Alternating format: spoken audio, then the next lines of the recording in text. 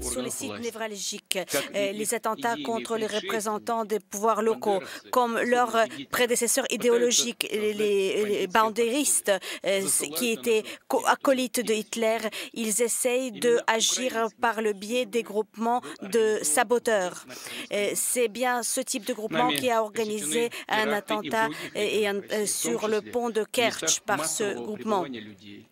Et il cible également les endroits de rassemblement de personnes, les sites nucléaires, par exemple, et y compris les sites nucléaires dans les républiques de Donetsk et de Lugansk, et aussi dans les républiques de Kherson et Zaporizhzhia. Avant leur adhésion en Fédération de Russie, il y avait déjà la loi martiale qui était en vigueur. Maintenant, nous allons traduire et élargir donc cette loi en termes de la loi russe. Donc j'ai signé le décret aujourd'hui concernant les territoires de ces 4 républiques au sein de la Fédération de Russie sous le statut de la loi martiale. J'ai également accordé à titre de cette loi, à titre de ce décret, de nouveaux pouvoirs aux gouverneurs des régions russes, des pouvoirs élargis dans cette situation, afin d'assurer la sécurité des populations, le gardiennage des sites, la protection civile des civils, l'augmentation aussi de la fiabilité du fonctionnement de l'économie dans ces conditions et aussi la production des produits nécessaires pour la conduite de l'opération spéciale. Les gouverneurs des régions vont recevoir des pouvoirs afin de créer des états-majors, des équipes pour évaluer les besoins et j'attire donc la nécessité de leur accorder tout type de soutien. Les objectifs qui sont fixés devant les gouverneurs de région sont de l'ordre différent. Ils correspondent à la situation aux états des lieux de chaque sujet de fédération en particulier. C'est pour ça que nous avons prévu une échelle à plusieurs niveaux de réactivité aux situations d'urgence. Et ensemble, avec l'administration présidentielle, j'appelle donc de coordonner les mesures de réaction rapide, des mesures qui sont prévues par le décret que je viens de signer. Je également délègue le pouvoir aux gouverneurs des régions pour immédiatement mettre en exécution les dispositions de ces décrets. Tout le système de l'administration est maintenant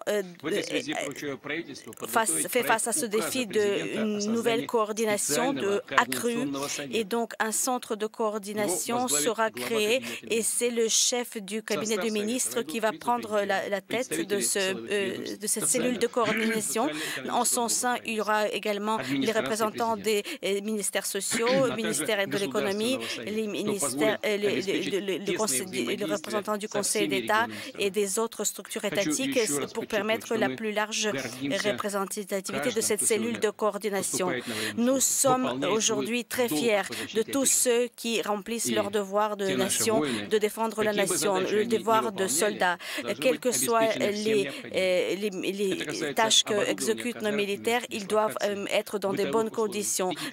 On doit fournir tout le nécessaire à nos soldats. Les casernes, les ratios de combat, les fournitures de équipements.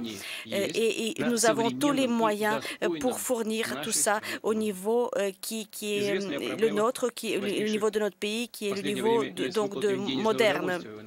Je sais qu'il y aura quelques problèmes de payer les soldes, de règlement des soldes à temps, les soldes qui concernaient les personnes récemment mobilisées. mobilisés. J'ai signé aujourd'hui un décret spécial pour allouer des fonds spéciaux, 195 000 de roubles, qui doivent être donc spécialement alloués à ces fins. Ensemble avec les chefs de région, avec le Front populaire, avec le mouvement Mevmiest, nous tous ensemble, nous allons mobiliser tous ces réseaux de soutien accordés aux familles des personnes qui ont été mobilisées pour les entourer de notre soutien. Chers collègues, nous travaillons aujourd'hui avec des tâches de grande envergure pour assurer la protection des personnes civiles et pour assurer l'avenir de la Fédération de Russie. Tous ceux qui sont actuellement formés en formation dans les centres de préparation au combat, ils doivent sentir derrière eux une nation toute unie, une nation qui les soutient, qui les porte. Et nous comptons beaucoup sur nos entreprises qui vont soutenir l'effort de guerre du complexe militaro-industriel et toute l'économie. Nous demandons aujourd'hui un effort collectif, un effort de cohésion, un effort de réactivité. Tous les sujets de fédération sont demandés donc d'agir rapidement, de prendre des décisions rapidement, d'être au contact avec les entreprises, avec les collectifs des travailleurs pour accorder cette réactivité et pour fournir cette coordination, surtout dans les domaines les plus prioritaires. Et nous allons le faire. Et je compte sur votre soutien. Chers collègues, maintenant, nous allons passer aux autres questions de l'agenda du Conseil de sécurité, notamment la question des migrations. Des questions migratoires. Aujourd'hui, la situation au monde change rapidement. Il y a des facteurs globaux nouveaux qui apparaissent et qui ont un impact sur la politique migratoire. Nous devons prendre en compte ces nouvelles réalités, ces nouveaux défis et perfectionner nos moyens. Nous devons corriger le concept actuel de la politique de l'État en matière d'immigration. Elle doit être corrigée en fonction de ces nouveaux défis. Et ça va fournir une nouvelle base, une base pour la législation future. J'ai déjà chargé en mars de 2002 le gouvernement de réfléchir sur ces questions et j'attends maintenant les retours par rapport à nouvelles idées qui jetteront les bases de ce nouveau concept. Et je passe la parole à l'adjoint du Conseil de sécurité, Dmitry Anatolievich Medvedev. C'est un discours qui était attendu, mais peut-être pas à ce point. Conseil de sécurité exceptionnel, extraordinaire. Et vous l'avez entendu, comme nous, c'est un retour de la force et de la terreur dans les territoires occupés. Hier, on se posait encore sur ce plateau de savoir si les Russes avaient bien dessiné les contours géographiques de ces territoires. Là, Poutine le dit à l'instant, il vient de signer un décret rétablissant notamment la loi martiale dans l'ensemble des territoires et réquisition de tous les moyens économiques et humains pour le service et les efforts de l'armée qui est au combat.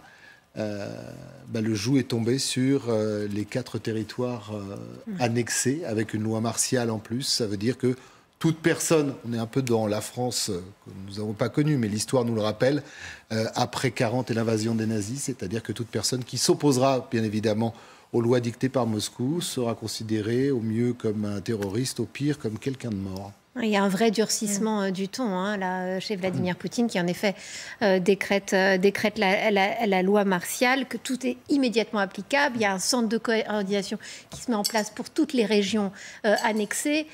Donc vraiment, on sent bien qu'on passe à la vitesse supérieure, également sur le plan économique, puisque là, c'est l'économie de guerre. C'est tout le complexe militaro-industriel doit être derrière nous. On sent en effet... Les richesses, peut-être même jusqu'à l'agriculture. On sait quand même que ces territoires n'ont pas été choisis par hasard, ils sont assez riches. Bien sûr, non, c'est vraiment, on passe en économie de guerre, tous les moyens sont faits pour gagner cette guerre, même si on ne prononce toujours pas ce mot, mais on voit bien que les autorités ukrainiennes sont traitées de tous les noms. Il y a une façon d'afficher sa force et sa volonté d'aller jusqu'au bout. Même le visage a changé. On le disait, on l'a souvent analysé ces derniers jours. Là, c'est un Poutine dur. Le ton est ferme, il n'y a pas d'approximation. Les mots sont choisis, ils font mal.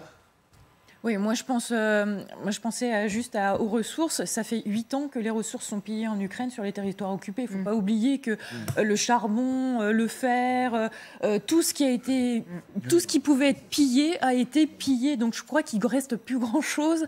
Et je crois que c'est vraiment un aveu de faiblesse, comme tout le monde le dit, là. C'est que les Ukrainiens sont tellement remontés et tellement prêts à en découdre que là, ils se rendent compte que plus rien ne passe, quoi. Donc vraiment, ce discours qui se durcit, c'est parce qu'il n'arrive pas à ses fins et qu'il a bien compris que les Ukrainiens allaient jusqu'au bout. Général Norlin, vous l'avez écouté, ce discours de Vladimir Poutine. On est dans une deuxième manche là, de cette guerre, opération militaire spéciale, continue-t-il à dire. Les mots sont forts, hein. Il accuse les autorités ukrainiennes d'être des suppôts d'Hitler. Oui, d'abord ce message sur le côté nazi de l'Ukraine est très ancien et a servi de prétexte à l'invasion de l'Ukraine. Mais au-delà du côté très inquiétant de ce discours, de ce message, il y a un côté pathétique. Pathétique parce que, vous savez, l'armée russe est partie la fleur au fusil. Et là, elle se retrouve en grande difficulté. Et le président Poutine réalise enfin que son pays n'est pas prêt à soutenir son armée. Mais c'est bien tard. C'est bien tard parce que c'est oublié. Les 20 ans, les plus de 20 ans de corruption qui ont présidé au fonctionnement de cet État, c'est un État mafieux. Donc la corruption a fait des ravages dans l'organisation, notamment de la sécurité et de la défense, et que ce n'est pas en quelques mots ni en quelques jours que Vladimir Poutine va réussir à remobiliser son pays tout entier. C'est un appel vraiment à rassembler tout son pays derrière son armée en guerre. Mais comme je le dis, c'est un côté extrêmement pathétique. Et d'un autre côté, c'est à la fois pathétique et aussi très inquiétant parce que du coup, on passe effectivement à une accélération, à une autre dimension dans ce conflit, si c'était possible. On voit bien que cette armée russe, ce pays, ce président vont essayer de mettre tous les moyens possibles pour ne pas perdre la face, pour essayer d'obtenir quelque chose et gagner dans leur esprit cette guerre. Monsieur l'ambassadeur, vous avez entendu en direct, comme nous, ces mots, loi martiale, réquisition générale pour l'effort de guerre, ce sont des mots qui résonnent même pour nous. Là, je crois que Poutine va vraiment très loin. Il jette un défi supplémentaire aux pays occidentaux, aux États-Unis, à l'Europe, à l'OTAN, mais probablement aussi à ceux qu'on a considérés pendant un certain temps comme ses alliés, notamment les Chinois. Dans quelques semaines, dans quelques jours, il devait se rendre au sommet du G20. Je ne suis pas sûr qu'après avoir décrété cette loi martiale, il puisse s'y rendre.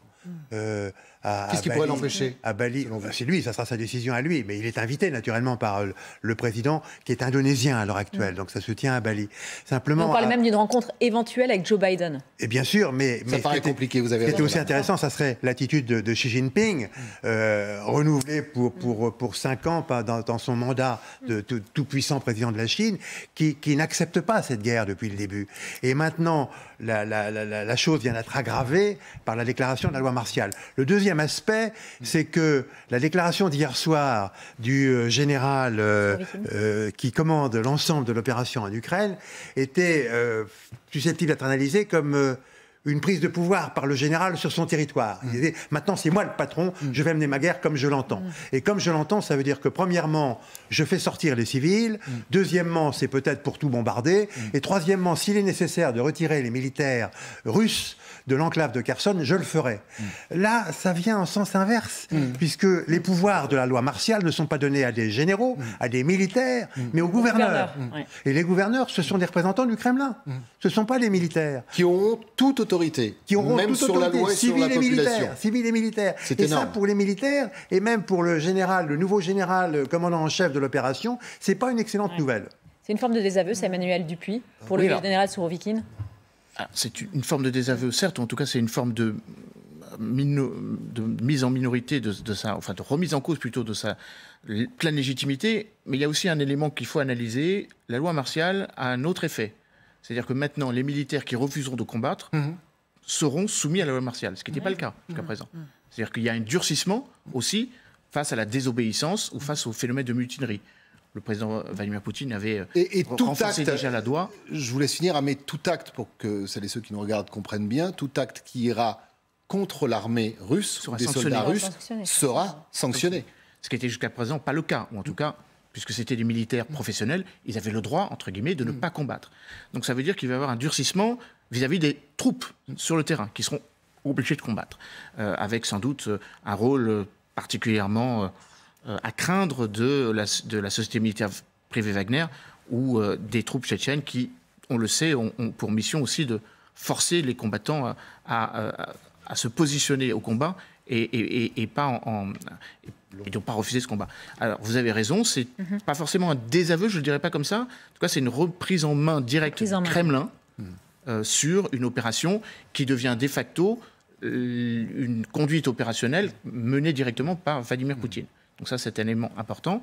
On le sentait, on avait déjà eu quelques signaux faibles, comme quoi il est donné lui-même directement un certain nombre d'ordres. Là, c'est effectivement une forme aussi de mise à l'écart de Sergueï Shoïgu, puisque dans le sens où c'est bien une remise en cause de la direction du ministère de la Défense sur l'opération, là, c'est une façon de rendre plus prégnant le poids que Vladimir Poutine va avoir sur la conduite future des opérations. On continue de parler bien évidemment de cette intervention marquante, vraiment, depuis le début de ce conflit à l'instant de Vladimir Poutine, pour deux choses, parce que ce conseil extraordinaire de défense au Kremlin se poursuit, mais Poutine, nous a-t-on dit, pourrait annoncer la fermeture des frontières de la Russie, ce qui explique également que ces nouveaux territoires font partie de la Russie, fermeture des frontières, qui nous ramène à une autre question qu'on va développer bien évidemment, c'est à partir du moment où ces territoires sont russes, avec des frontières russes, toute personne rentrant sur ce territoire est en guerre contre la Russie,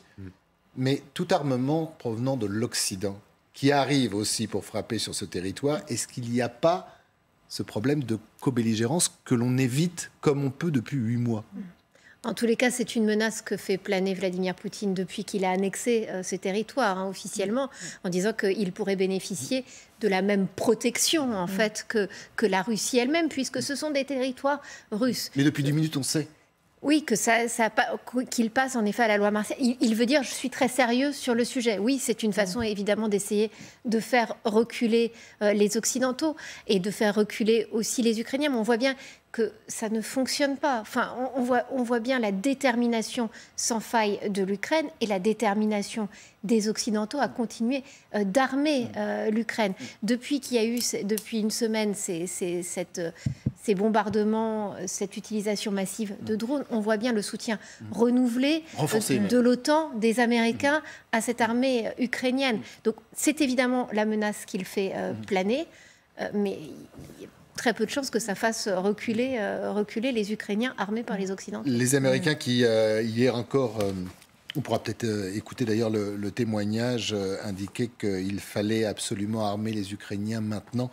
Avant l'hiver, il fallait remporter les batailles décisives, je cite, avant justement la fin de l'année. Revenons sur ce que dit ce retour en force de la terreur dans les territoires. Monsieur l'ambassadeur, à partir du moment où Poutine décrète que c'est son Premier ministre, il l'a dit, qui allait gouverner, gérer l'ensemble de ces territoires, c'est aujourd'hui pour la Russie une façon de mettre à jamais, entre guillemets, la mainmise sur tout ce qui fonctionne, pour qu'on comprenne bien, dans ces territoires, de la vie des gens à la production, tout. C'est probablement la volonté de Poutine, mais moi je comprends que c'est surtout en effet le Kremlin qui va gérer en direct la situation dans ces territoires.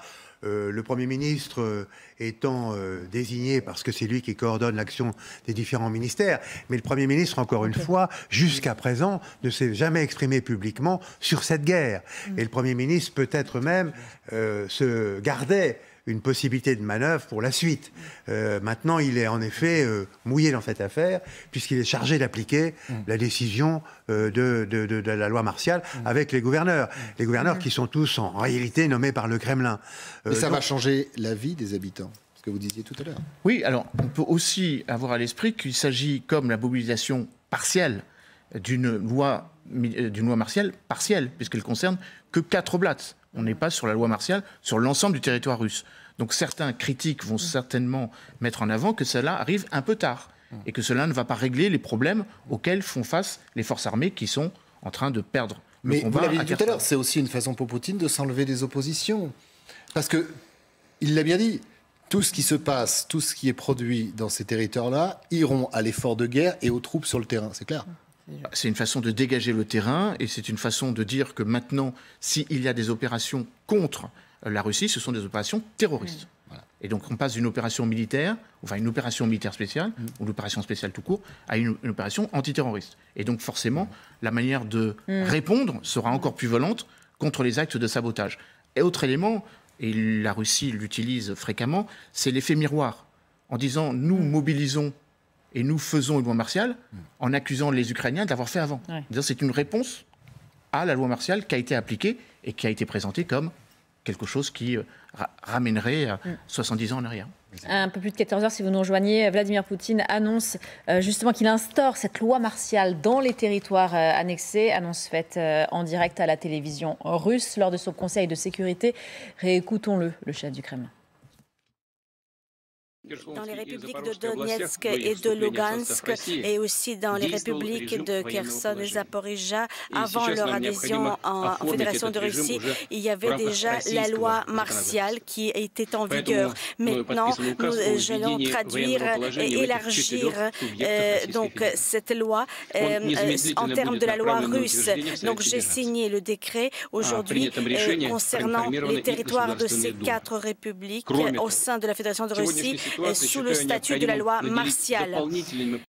Les mots sont lâchés par Poutine. C'était il y a moins de 10 minutes. La loi martiale, la vie des habitants de ces oblasts, 4 oblasts, enfin maintenant 4 territoires russes, devraient changer.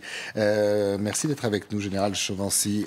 On le disait, retour de la force de la terreur sur ces territoires par Poutine. Poutine décide, ce sont des territoires russes. Et il a précisé que l'ensemble de la production, qu'elle soit économique, que ce soit les habitants, que ce soit tous les efforts, iront à l'effort de guerre pour les soldats russes engagés dans la guerre en Ukraine. Dans une logique de guerre, personnellement, ça ne me choque pas. Il occupe un territoire, il l'exploite au maximum, il établit, si j'ai bien compris, la loi martiale. N'oublions pas qu'il y a eu quand même des actes de résistance, donc il est dans une situation d'occupation, et face à cette situation d'occupation, il prend des mesures qui donnent tous les pouvoirs, finalement, y compris civils, aux militaires, pour mener leur mission. Donc je ne fais pas un jugement de valeur sur la décision qui est prise, je dis simplement que techniquement parlant, ça ne me semble pas totalement idiot. Général Norlin disait que c'était pathétique. Pardon. Oui. Que c'était pathétique, une décision pathétique, nous disait le général Norlin qui était avec nous tout à l'heure. Non, je ne crois pas. Ayant fait partie personnellement des forces terrestres et ayant été confronté à des zones où j'étais déployé, je comprends tout à fait qu'on prenne quelques mesures pour assurer, je dirais, la possibilité de réussir sa mission. Je répète, ce n'est pas un jugement de valeur sur ce qui a été pris comme décision. On dit simplement qu'en tant que militaire sur un théâtre d'opération, je veux avoir tous les moyens pour remplir ma mission. Alors qu'on dise que ce soit pathétique, c'est un jugement de valeur qui ne me semble pas correspondre du tout à la réalité militaire. Donner à l'ensemble des préfets sur le terrain et des administrations l'entière gestion des territoires. Revenons à l'histoire, ça nous rappelle quelque chose qu'on en a connu. Quand les Allemands, les nazis ont pris la France, la vie des Français a sacrément changé. Oui, tout à fait, mais on est dans la logique, je dirais, d'une guerre. Maintenant, on peut l'habiller de ce que l'on veut derrière en termes d'appréciation. Mais je reviens à mon mot technique, qui n'est pas un mot très, très agréable. Mais techniquement, militairement parlant, je ne vois pas comment on peut faire différemment. Maintenant, vous pourriez toujours me rétorquer, est-ce que la loi martiale doit s'appliquer aux besoins avec des mesures dites antiterroristes, comme ont fait les Allemands en 1940 C'est ce qu'a dit Vladimir Poutine. Il a laissé entendre que toute personne maintenant qui irait contre... je ne sais pas comment l'appeler, la guerre, l'opération spéciale, on ne sait plus bien, en tout cas, qui pourrait attenter à à un soldat russe ou à un représentant de la Russie dans ce territoire qui, aujourd'hui, est russe, serait considéré comme un terroriste. Je dirais qu'on retombe sur des grands classiques, quel que soit le type de conflit. Je ne voudrais pas prendre les conflits français dans lesquels on été impliqués dans d'autres continents que le continent européen. Il y a un moment où, effectivement, pour gagner, parce que le but c'est la victoire, il y a des moyens qui sont utilisés, qu'on peut contester, qu'on peut condamner. Il y a des mouvements de résistance que d'un côté on dira sont des mouvements terroristes, de l'autre côté on dira que c'est de la résistance. Et il y a un moment, je dirais, moi je reviens un peu aux conventions de Genève quand même à un moment donné. Alors effectivement les conventions de Genève ont permis à ce qu'un civil puisse combattre un occupant. Bien. Le problème, c'est que jusqu'aux conventions de Genève, historiquement, il y avait bien une distinction qui était faite entre le militaire qui combattait et le civil. C'est-à-dire que le civil, théoriquement, on n'y touchait pas, il ne participait pas au conflit. Aujourd'hui, reconnaissons que depuis la Deuxième Guerre mondiale, justement avec l'exemple que vous avez cité, on est avec le non-port de l'uniforme, que le civil peut utiliser une arme pour résister, avec tout un certain flou, finalement, sur qui fait le combat, qui fait la guerre, qui se bat. Et à un moment donné, un civil... moi, je prends un exemple qui n'a rien à voir avec ça. Prenons un cas très concret, comme ça s'est passé au Mali, avec un enfant qui arrive à 15 ans, vers nos soldats français, bardés d'explosifs. C'est un combattant, finalement, mais c'est comme un enfant. Et vous mettez tous derrière le droit qui existe pour réagir. Comment font les militaires face à ça? Ça s'est très bien terminé. On a sauvé l'enfant, il n'a pas explosé. Mais néanmoins, ce cas très précis qui est hors conflit, justement pour bien dire la difficulté aujourd'hui de faire la différence entre un combattant et un non-combattant, avec cette possibilité pour n'importe qui d'être un combattant, fait que à la situation, on dirait, floue, correspond des réponses exceptionnelles.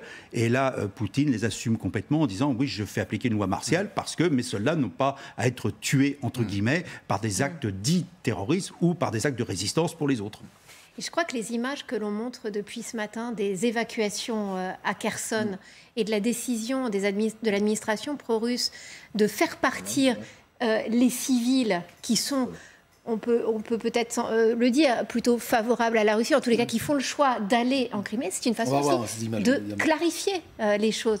Ceux qui restent, ce sont ceux qui ne veulent pas aller emménager en Russie ou dans les territoires pro-russes ou en Crimée. C'est une façon de clarifier les choses. Donc en effet, ensuite, il instaure la loi martiale, donne des pouvoirs de police renforcés aux autorités sur place pour faire la chasse à ceux qu'il appelle les terroristes.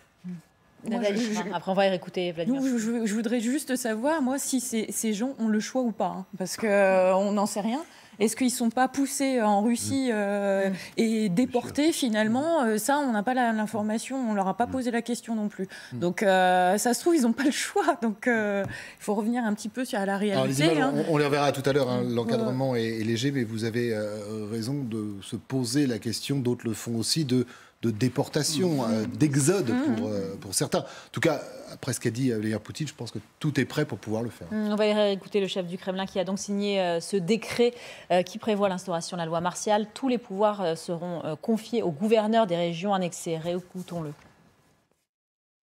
J'ai également accordé, à titre de cette loi, à titre de ce décret, de nouveaux pouvoirs aux gouverneurs des régions russes, des pouvoirs élargis dans cette situation, afin d'assurer la sécurité des populations, le gardiennage des sites, la protection civile des civils, l'augmentation aussi de la fiabilité de du fonctionnement de l'économie dans ces conditions et aussi la production des produits nécessaires pour la conduite de l'opération spéciale. Les gouverneurs des régions vont recevoir des pouvoirs afin de créer des états-majors, des équipes pour évaluer les besoins et j'attire donc la nécessité de leur accorder tout type de soutien. Voilà, c'est clair. Oui, mais je crois qu'on vient dans un schéma qui peut peut-être nous heurter aujourd'hui parce que nous n'avons plus l'habitude de ce type de situation. Mais il faut revenir à la réalité. Bon, j'ai un avis très personnel sur la question. Je dis qu'un civil, quelles que soient les causes, doit rester à sa place et ne doit pas prendre une arme, même pour résister. C'est un avis très personnel. Hein. Ça ne veut pas dire que moi je ne le ferais pas en tant que civil si j'étais dans cette situation-là. Mais dans l'absolu, simplement parce qu'il y a une confusion des genres. Et qu'après, vous ouvrez la porte à beaucoup d'exactions. Cette loi martiale peut conduire à des exactions. Donc, je dirais qu'il y a un moment où c'est un petit peu l'ambiguïté de cette Deuxième Guerre mondiale, finalement, qui a montré des phénomènes de peuple pour résister à un occupant. Mais finalement, on a instruit dans le droit international la possibilité, finalement, en tant que civil, de prendre une arme et de résister. Donc, comment un militaire peut-il se comporter alors qu'il ne sait plus vraiment si, en face de lui, il a un combattant ou un civil destiné à se battre ou pas? Voilà, donc c'est une vraie difficulté. C'est grand risque, monsieur l'ambassadeur, ça? Les exactions à venir. Les résistants étaient les civils qui combattaient. Donc, effectivement, les Ukrainiens se considèrent aussi comme des résistants, qu'ils soient incorporés dans l'armée ou pas.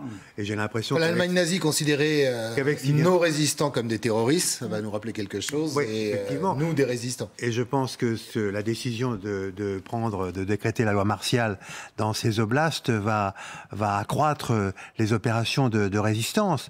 D'abord, ces oblasts ne sont pas complètement contrôlés par l'armée russe. Alors les Ukrainiens qui sont là, combattant généralement en uniforme, vont être considérés comme des terroristes. Et par ailleurs, effectivement, les gens qui sont partis à la demande du gouverneur de Kherson, qui est un gouverneur nommé par Moscou, c'est un collabo, qui a voulu que ces civils partent. Les civils sont en effet peut-être pour certains des réfugiés, mais pour beaucoup des déportés. Et il faut, je pense, parler des réfugiés ou déportés en territoire russe, car certains d'entre eux n'avaient aucune intention de quitter leur maison. Donc on est dans une situation qui devient gravissime, et je ne vois pas comment l'Occident ne pourrait pas réagir violemment à cette décision de ce matin. Oui, mais monsieur l'ambassadeur, c'est pas à vous que je vais l'apprendre, qu'aujourd'hui, après ce qu'a dit Vladimir Poutine il y a 1 heure maintenant, si l'Occident réagit, la belligérance est constatée, puisque ce territoire maintenant est un territoire russe. Il y a un Conseil européen qui doit se réunir demain. Je pense que ça sera le sujet numéro 1, parce que l'effet de souffle, il va être puissant quand même. Hein. Et là, c'est peut-être l'Europe qui réagira même avant les États-Unis. Et comment on peut réagir? Vous avez l'habitude de... Non, parce que c'est sans précédent. C'est sans précédent, évidemment. Hier, pour des raisons que j'ignore, le ministre des Affaires étrangères russe nous racontait une gentille histoire suivant laquelle il voulait faire diminuer le volume de ses ambassades dans les pays occidentaux. Oui. Très bien, il a qu'à les fermer à ce moment-là. Les réduire... C'est parce qu'il a dit que... on a le sonore d'ailleurs, on le passera tout à l'heure, mais il a dit que ces ambassadeurs étaient tristes, chagrinés parce qu'ils étaient maltraités.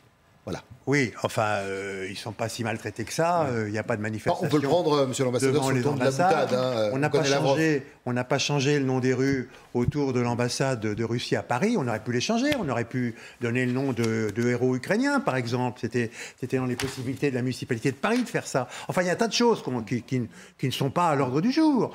Mais je pense que là, on va s'engager dans une voie extrêmement dangereuse pour la Russie.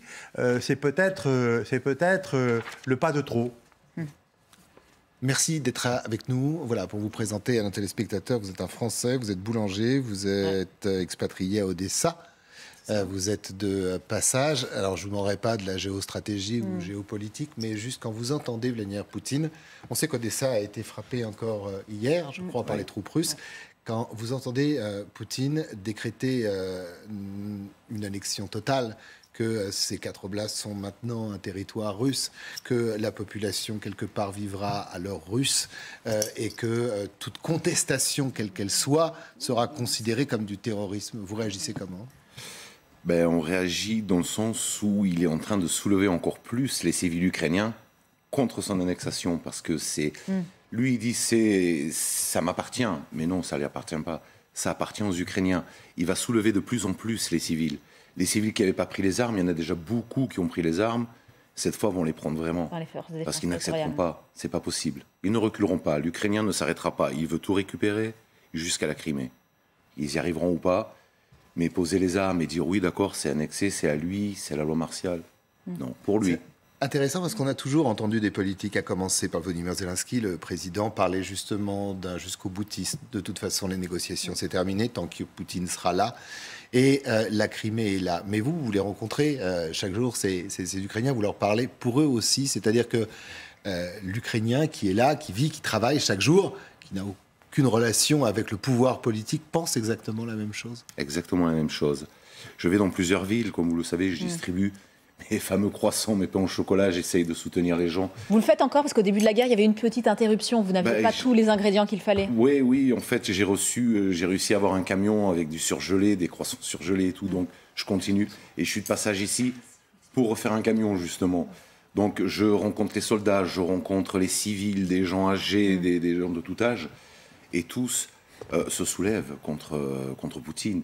Il y a une unification de tous les Ukrainiens contre cet homme-là, contre tout Russe en fait. Donc il peut parler d'annexation de territoire, c'est à nous, non, personne ne le voit comme ça. Ils n'ont pas peur. La peur, elle existe, mais ils savent. Parce que là, clairement, la rage, surtout. On l'a entendu, vous l'avez entendu, vous n'étiez pas en plateau, mais juste à côté, Poutine dit maintenant, si vous êtes contre moi, si par exemple je décide que vos croissants vont aller nourrir les soldats russes, si vous ne le faites pas, vous serez considéré comme un opposant, comme un terroriste. Est-ce que c'est aussi simple que ça? Est-ce que les Ukrainiens ont peur de ce qu'ils entendent, de ces messages? Pour ma part, si j'avais ce message, je deviendrais un terroriste. Alors, et les Ukrainiens, c'est pareil. Comme beaucoup? Non, pas de peur. La rage. J'ai deux pays, la France et l'Ukraine. Les territoires que ce monsieur dit que ça lui appartient, non, c'est à nous. Donc, on deviendra des terroristes. Je ne pense pas qu'il y ait une autre solution. Mais s'arrêter là, non, ils ne s'arrêteront pas. Personne. En Ukraine, c'est des gens courageux, c'est des gens qui en veulent vraiment.